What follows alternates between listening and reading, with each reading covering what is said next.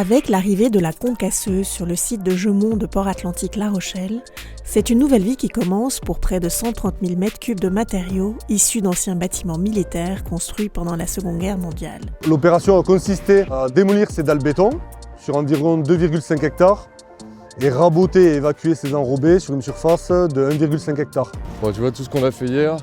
Alors là, tous les matériaux bruts de béton. Bon, on voit qu'il y a encore pas mal d'armatures métalliques et tout ça va être trié lors du passage dans le concasseur.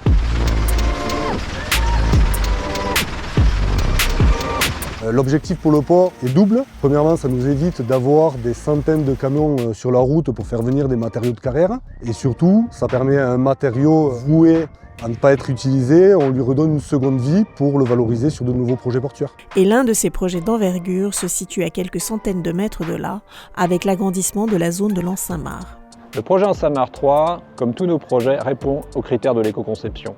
C'est globalement, de toute façon, le cas pour tous nos travaux, puisqu'on a un centre de valorisation des matériaux, dont la vocation, justement, c'est de valoriser les matériaux que l'on trouve sur le port et les réintroduire sur nos chantiers. Alors l'aménagement de plateformes en matériaux recyclés, c'est une première ici. Nous l'avons déjà réutilisé sur des petites surfaces, sur d'autres chantiers, mais pour une plateforme de cette envergure, c'est la première fois. La vocation de l'Anse-Saint-Marc 3, c'est d'abord de répondre aux besoins de l'éolien offshore. Dans un premier temps, on va accueillir par exemple les fondations pour l'île Dieu d'Armoutier, et par la suite, on espère bien accueillir aussi des flotteurs d'éoliennes. La prochaine étape, c'est effectivement réaliser un quai derrière cette plateforme, et pour nous, c'est fondamental, pour le développement de l'éolien sur le port, d'avoir ce quai qui permettra justement d'accueillir les plus gros colis au monde.